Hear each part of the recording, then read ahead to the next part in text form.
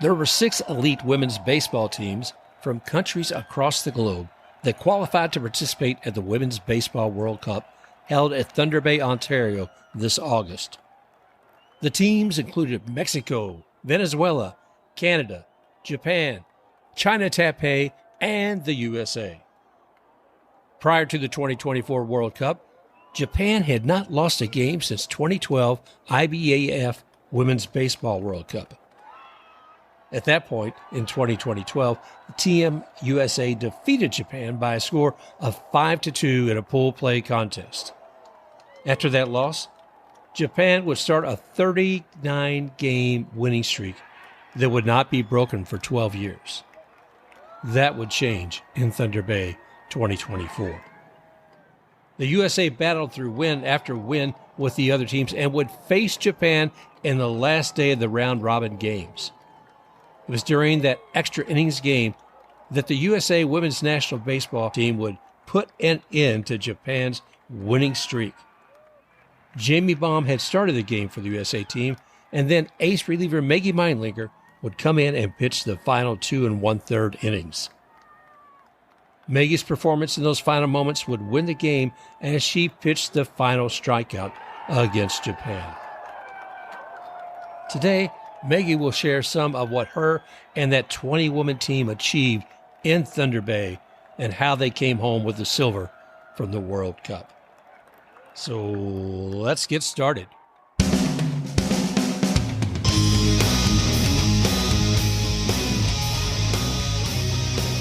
Welcome to Mixed Bump Hits on Deck. I am Mark Carbage, your host, and with me today, I have the great honor of having a return guest, a victor, if you will, Miss Relief pitcher herself for the USA Women's Baseball team, none other than Meggie Meidlinger. How you doing, Meggie? I'm doing great. How you doing, Mark? Man, it has been fun times. I sat in front of that tube about a month ago, just kept watching you guys there in Thunder Bay, looking at the women of the USA's women's baseball team, and all the teams that were there. It was just so exciting to see every one of them.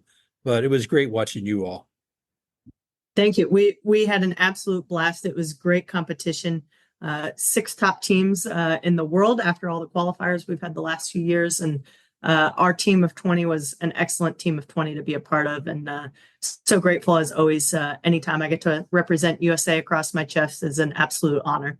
Yeah, I love that. I mean, I saw when some of the different stuff going up on social media and the uniforms going on, and the people, of course, just pouring across there. Yes, USA right here.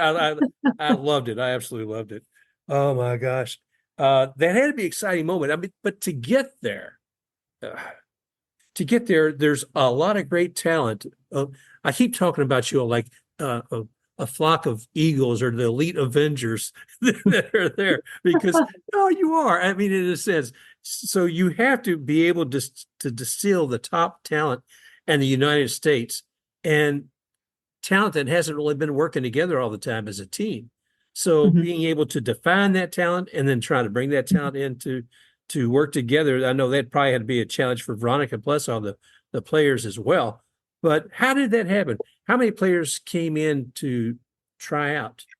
Every year you have to try out. And for this particular one, it was by invite only. In past years, it's opened it up to anybody and everyone. But this one was specific invites only, just after everything that we've done for qualifiers the last few years. And what we always say, it's putting the team together like a puzzle, right? What are the best pieces that are going to fit together, work together?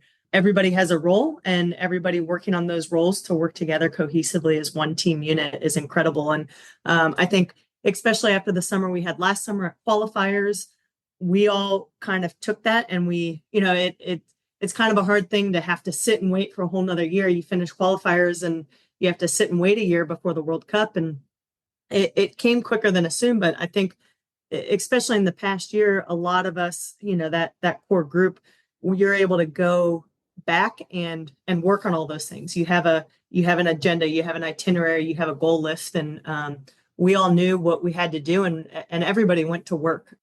That was a really cool thing about our team is everybody had a very specific role, and everybody has been putting in the work for us to just set foot with the utmost confidence on the field. play to the level that we all know that we're capable of playing together as a unit. Well, you definitely showed that on the field. And my gosh, the last game of the round robin and watching you, I think were you like 2 1/3 innings up there of the I was 2 1/3 innings. Yep. yeah. Wow. So one extra inning, or as a friend of mine says, overtime. Uh, yeah. Yeah. Extra baseball. Extra, there we go. Extra baseball. But my gosh, Maggie, I mean, it was an exciting game. It was so close. And, anytime a game goes in extra innings, it's exciting. But two such well-built teams, I mean, coming together like that. And to then see you guys take it, it's like, my gosh, it was just such a wave of excitement. I know I could see that with the team, but of course, other fans as well. So No, that was a really fun game. Those are the moments that you train for. You have to visualize constantly for those moments of tie ball game, extra innings, bases loaded, whatever the scenario is. Those are the moments that you have to visualize and think through and train for. And for me, that was a very sweet and special moment.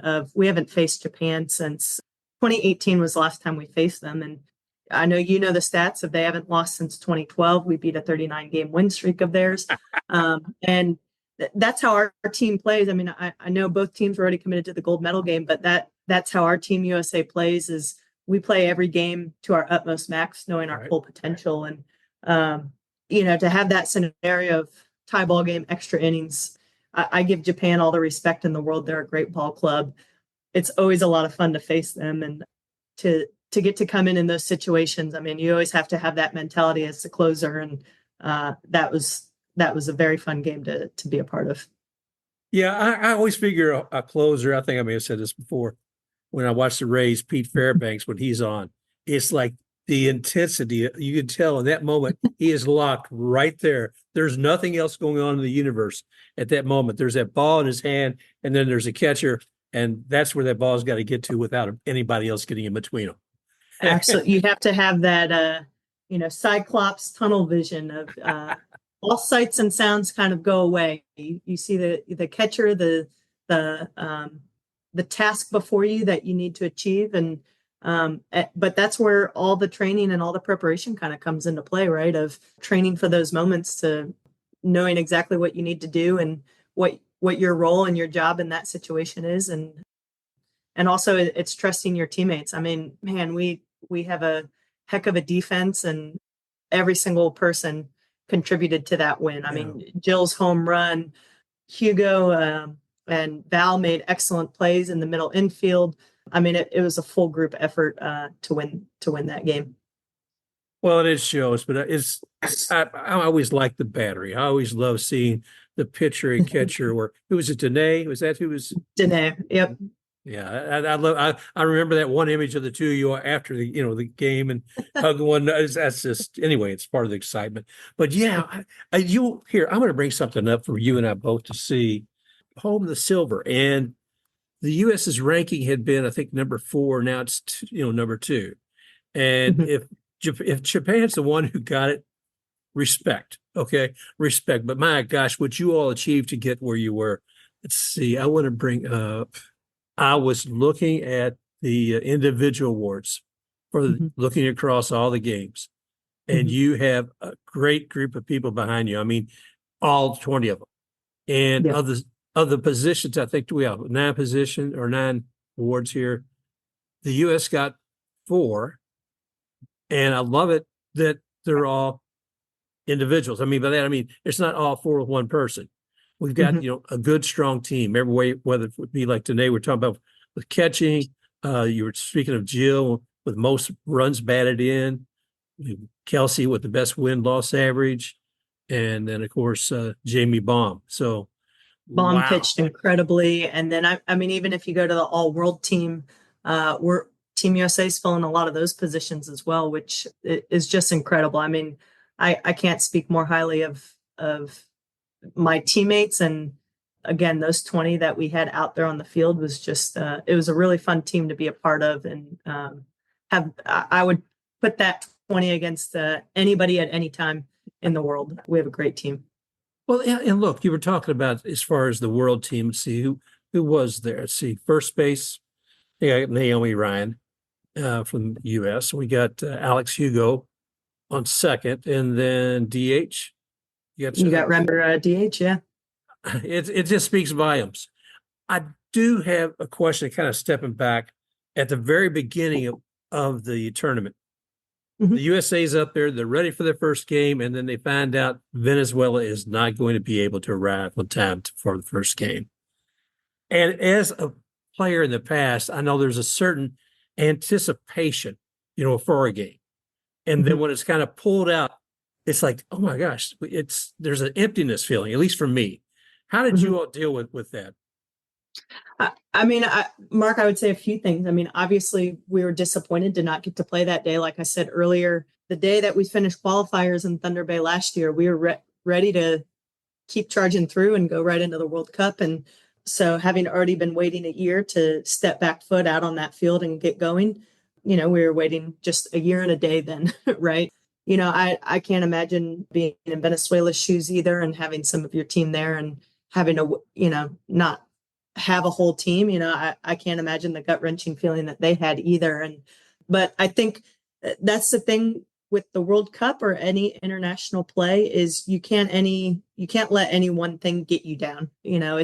I think it's making sure your mental games are on top of it. And so despite having that forfeit or a bye of a day, we all found ways to get our work done in so that we're ready and prepped to go the next day. Obviously you're disappointed to not get to play, but you can't let anything stop you. You can't let anything tweak your mental game, and you just keep moving forward. You can only control what you can control, and then there's nothing else to it. So we controlled the controllables, and so if that means hitting up the weight room or whatever you needed to get done that day, we did it. So I think that's a good mentality that our whole team had was, we can't control what we can't control, and you just keep moving forward. Well, I couldn't imagine you and Veronica and the rest of them. I mean, I know the fire that's within you all, so I could not imagine actually it's slowing you down any. But I was just curious to hear what you had to say on that. Yeah, and so I mean that is great that the USA's now moved up from fourth to second, and as we were mentioning earlier, Japan, we love you, but I'm glad somebody was able to beat you since 2012. A sense of reality for all of us.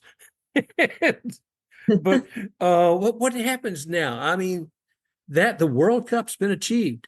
So what do you and the others do now that the accolades are still there, maybe still ringing in your ears, but things have kind of settled down too. So what are you and some of the other players doing now? We talk about this as teammates all the time because it's a little bit of a transition period. Olympians have talked about it too. Of you're riding this high so long of training and then World Cup and getting to play the best in the world, and then all of a sudden the World Cup is over, right? Yep. And it's like, now what? And I think having to give yourself grace a little bit. I think a little downtime is great and rest. But I think for all of us go getters, what are next goals? I mean, I always say that the off season is a great time to work on things. That's a time that you get to kind of go back and tweak things, whether it's in the weight room or for me, it's in the bullpen. I think getting a little rest in there too. But to me, the fall and the off season is always fun because that's where you get to experiment and try new things out. But Mark, I'll be honest, it's hard for a lot of us going from that utmost high, and now all of a sudden it stops and it's different. And Yep. So I think for all of us, it's what are the goals for right now? It might just be a new goal for the next few months, or new goal training wise or lifting wise, anything like that. But I think the fact of how highly motivated our group of 20 is, it's just resetting the goals for a little bit. There's lots of other tournaments that we all play in to get that time together and set foot on the ball field. I mean, we're not shut down till next summer. There's obviously always work to do and always ways that we want to get better and ways to grow and learn. And so I think it's just using that off season to continue to develop. We can all learn something new, and we can all grow and get better in different ways. And if the process wasn't fun either, I don't think we'd be doing it either. So to me, the process of the weightlifting, working out with my trainer, bullpen sessions, the the whole 9 yards is a lot of fun because you have to make sure that part's a lot of fun as well. Yeah, if it's not, you're not likely to continue with it. So, well, I'm glad you found that. And I wonder because I know you're. We've talked before, Maggie, as Mhm. far as being an architect and staying busy with that. But you've also doing missionary work in Uganda. I say it right? Yeah, Uganda. Yeah, the work you're doing in Uganda with and helping folks there, but also working with the game. What's the organization again? Over Baseball at Heart is the girls' baseball organization in Uganda. and people can help out with that too if they go to your website for that. Absolutely. Baseball at Heart has a website. You can follow them on Instagram. They have a lot of really cool events going on, especially this fall and then going into the springtime as well. Well, that's good to hear because I know you talked before about helping some of the youngsters over there with the game, and that's something you all have done. The champions here of yourself, like the other ones with the USA team, who have done a lot with like MLB develops and bringing young women up, and to me, that is an exciting part to see too because it's not just the achievements that you and your core of 20 are doing. It's also making sure that there will be others to replenish that for years to come and who have a sense of understanding of what that game can be. Absolutely. And I think the pipeline is key for not just women's baseball, but women's sports in general. I mean, I was just in Chicago this past weekend with MLB for Brit Tour, which is touring around different countries, or I'm sorry, different states across the country to help identify other young girls who are playing baseball to help direct and funnel them into if they can qualify for the Breakthrough or EDI or Trailblazer series that MLB Develops has, which are incredible events. We have an event for Grit next weekend as well in New York. And so for me, I always love those events, just like I love going to Uganda. I love those events and working with the younger girls. And what I often just have to tell them is those events weren't around when I was a kid. And man, I would have loved to have gotten to play with other girls when I was younger. I'm so grateful for the guys I grew up playing with, but something to see that you're not alone, that you're not the only girl out on the baseball field, that you can play with other girls.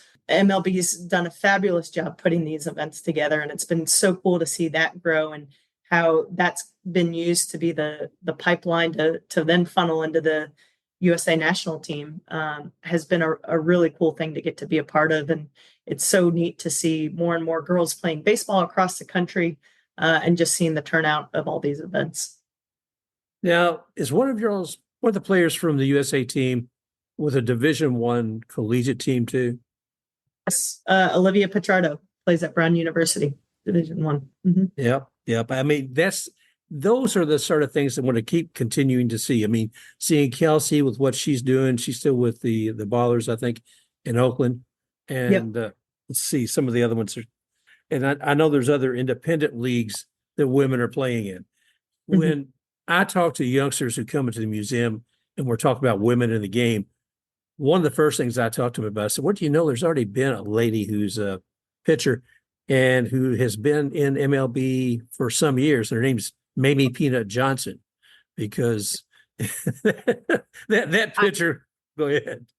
No, Mark, I love that you brought Peanut Johnson up. When I was in high school, I had the utmost honor. She and I were both on NBC. We were on a TV interview.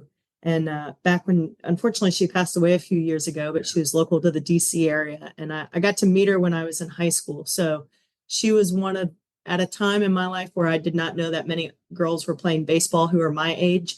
I had the honor and the privilege of getting to meet her when I was in high school. And man, if you look at her resume and what she did in the Negro Leagues, is just absolutely incredible. And I'm so honored that I had the chance to get to meet her. Oh my gosh. I mean, it's one thing to think about breaking barriers down now, but the Negro Leagues were a little more open, at least as far as sex was concerned, who their gender on who'd be playing the team. And I keep thinking back, I think it was the Indianapolis Clowns. Yes, she played in the Clowns. Yep. And it was my understanding, I could be wrong, is that Hank Aaron, once MLB opened the doors, for everybody, that he left the Clowns and went there. And then Tony Stone and then Mamie Peanut Johnson came into the Clowns. And I thought that must have been really, really exciting. Yeah. Yeah. Oh, I can't imagine getting to watch them play. DC did a really cool thing the year that the All-Star game was in DC. They did a great big mural of Peanut over by Ben's Chili Bowl in Wow. DC. It's a really cool mural. So I encourage anybody in the DC area to go check it out. Did she share any nuggets with you? Is there anything you walked away with that was new to you after meeting her? Or, Mark, I wish I remembered more, but for me, it was just cool hearing her story. We were both yeah. on the interview panel, and to just get to hear her speak about her experience and how fast she threw at the time was incredible. And I think for me, I must have been 16 years old. So for me, just to see how much of a trailblazer she was and what she did, Yeah. it was just very inspirational for me, especially at a young age, to just see what she did and have just a female role model who was in the game playing with guys and did such an incredible job. Well, we got to keep sharing those stories, that I don't want everybody to think it's brand spanking new that women just entered the world of baseball. They've been in it forever. It's just that it's been hidden in some cases. And you and I've talked about this before. I've talked about it a lot of times. I feel like at a certain age, a woman says, here's the baseball and a softball, and I'm taking the baseball away. Here's what you can use. But Mhm. people like yourself and others have found ways, with either school and such that made sense for them to say, you're a player first. Mhm. I got to tell you, Meggie, I'm looking forward to the All-American girls coming up here in October. They're going to be doing it this year in Durham, North Carolina.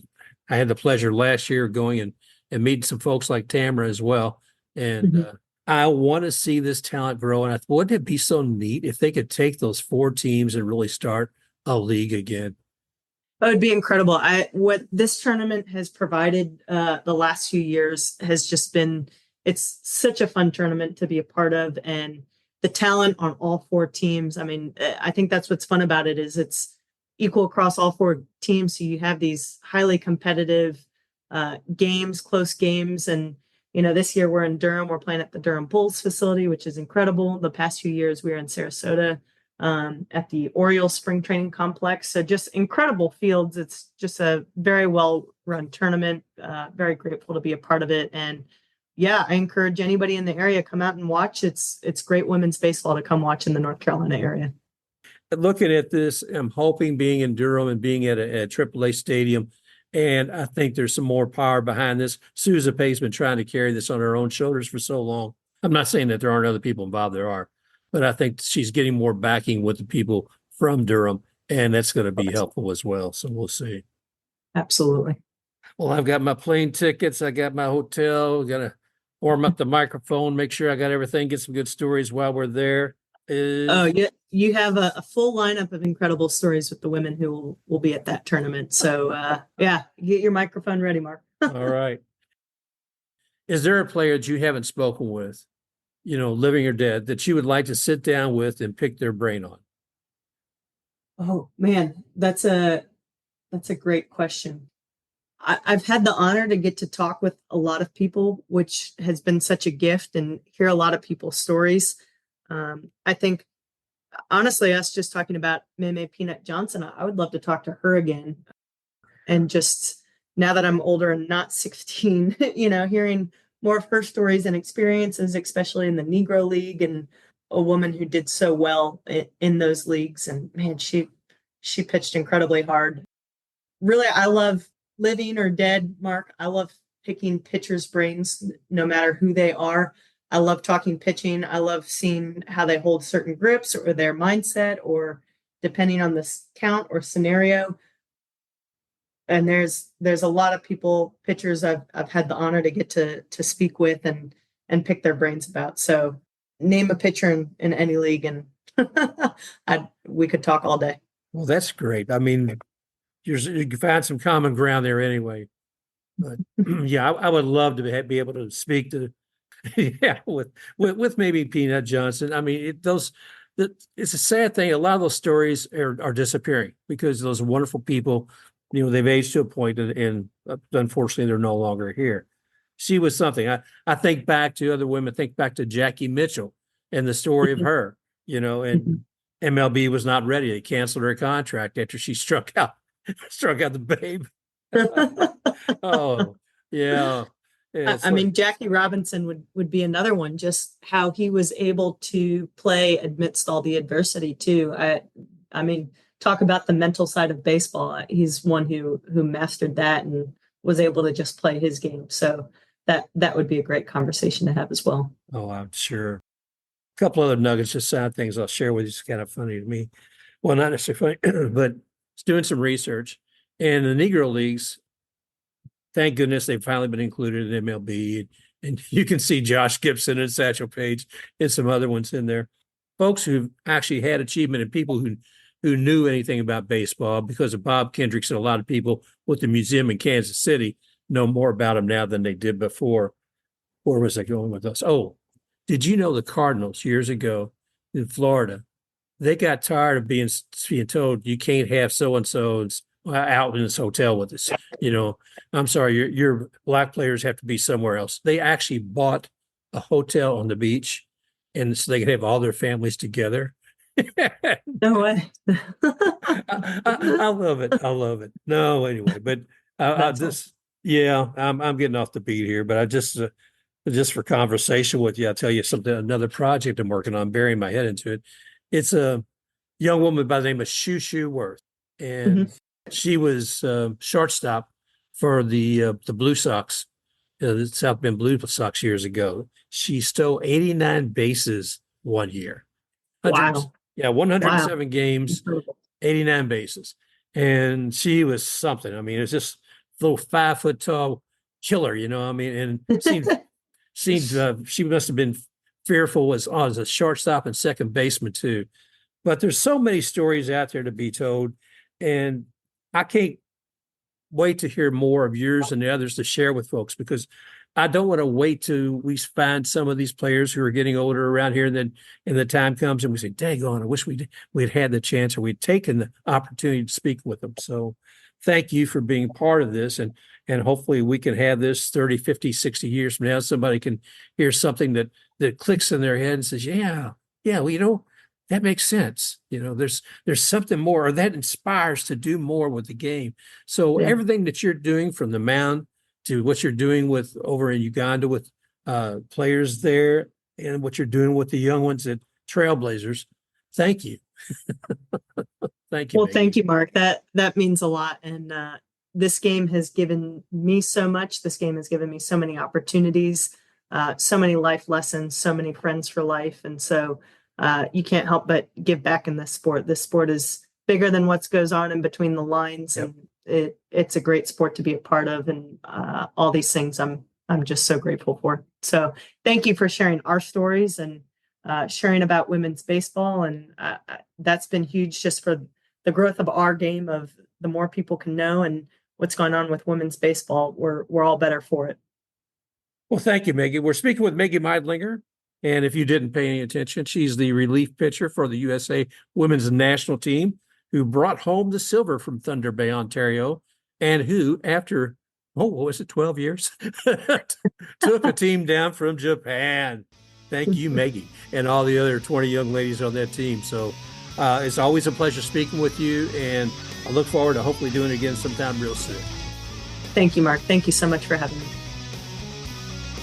You can always find us here. You can find us on Spotify, iHeartRadio, Apple, Deck, and of course, don't forget to mention baseballbizondeck.com. Until next week, thanks again, everybody, for joining us, and we'll talk with you again real soon. Special thanks to X-Take RUX for the music rocking forward.